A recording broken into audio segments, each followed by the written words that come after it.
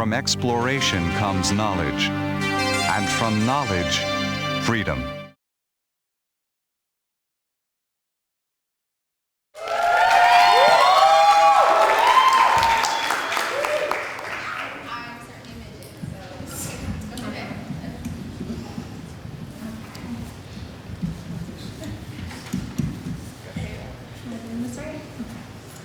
Good evening, I'm Keely, and I just want to preface this. I'll be telling you a few stories. Growing up, what my home usually resembled is a toss-up between a zoo and a halfway house. We had bullfrogs, alcoholics, flying squirrels, orphans, identity thieves, even a hairless cat, you name it.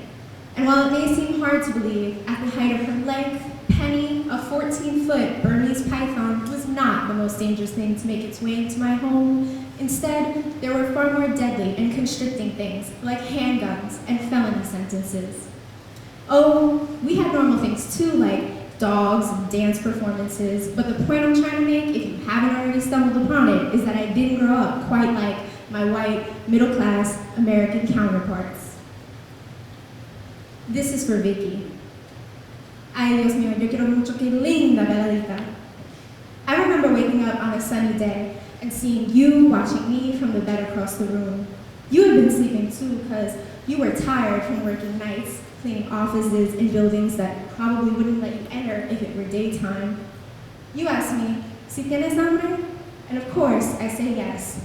Fruit Loops and warm milk, porque la leche fría es mama for me. You make sure I brush my teeth. And entonces, la televisión. I watch Babar the Elephant in Spanish nearly every day. I wander to your kitchen, which is really only a few feet away from everything else in your apartment, and you ask me, ¿qué quieres comer? You've already started making papas fritas. I don't really have a choice, and I don't care, because anything you make tastes like heaven anyway. I love spending time with you, but hate watching you cook. You cut things with a knife pointed towards you, and I'm afraid that one day you're gonna cut your hand, and then who's gonna be my Vicky? You tell me you love me, and that I'm like your daughter Diana when she was a baby. You also promise that after lunch, you're gonna do my hair and dress me up.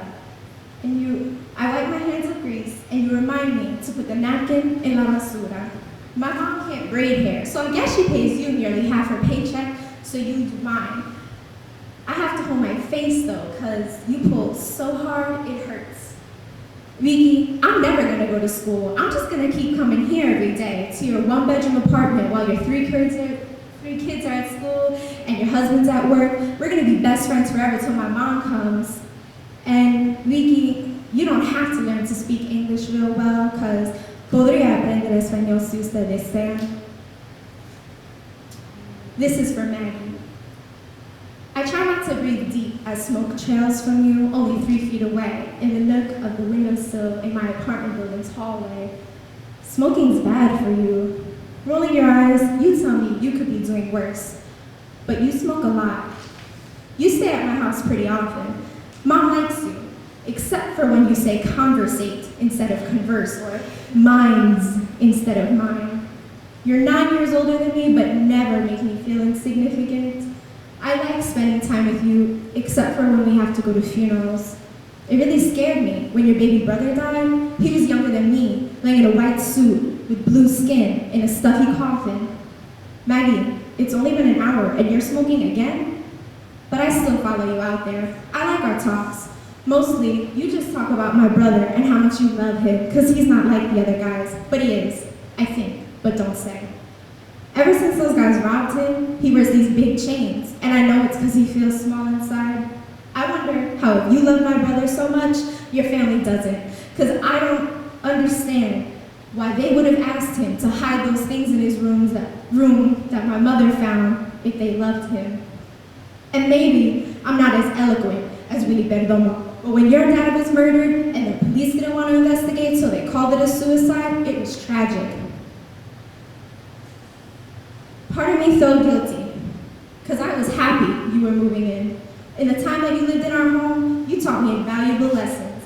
Lessons about love and independence, like when you vacationed in Puerto Rico without my brother because he didn't get a shouldn't get on time, about makeup and sancocho, two things that'll cure anything, and about survival, because seeing you make it through your struggles taught me that I could get past mine too.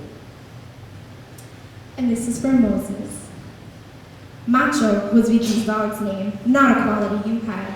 Thank goodness for you indeed, because if Mom and Dad were the only example of a relationship I had, I'd be in sour shape.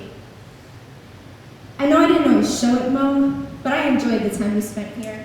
It was just a little hard because Dee and I split a room, which meant you were always in mine. Among the many things I was jealous of Dee for, you were one of them.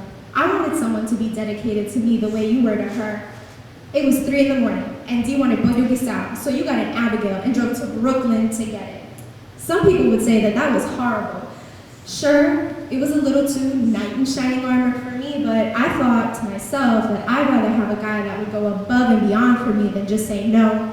You didn't care that your abuela called the bruja. You loved her regardless. You loved her despite the fact that she made fun of you for using your knuckles rather than your fingertips to wipe the sleep from your eyes, even though it was a habit ingrained in you since you were about 5.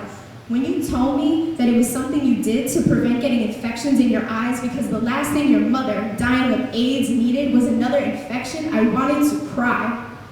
And it wasn't that I hadn't dealt with AIDS before, but my uncle was a veteran and he had some decent benefits with treatment. Mo, you were my brother when my brother wasn't good enough. After all the damage done to Sean, he wasn't the same. You filled in so many ways. It's been 4 years since you and Dee broke up, and our family has yet to meet another guy that we approve of. I love that you still come visit, though it's been a while. And it's okay that you still love Deirdre. We won't tell her. So lately, I've had a craving. I tried to fill it. I bought a pot y un molinillo. I made chocolate caliente y agua canela con leche. Pero nada es como lo que tenía antes. I want more than food. I want nourishment. I'm not just white. I'm not just another white middle-class woman. I can't help that I think basura before garbage, or that chismosa is a better word for describing gossiping people. And gordita, it's not some half-ass attempt at Mexican food. I'm Irish, but I want yuca before potatoes. And I want you to know the possibilities that this skin holds, not just its limitations.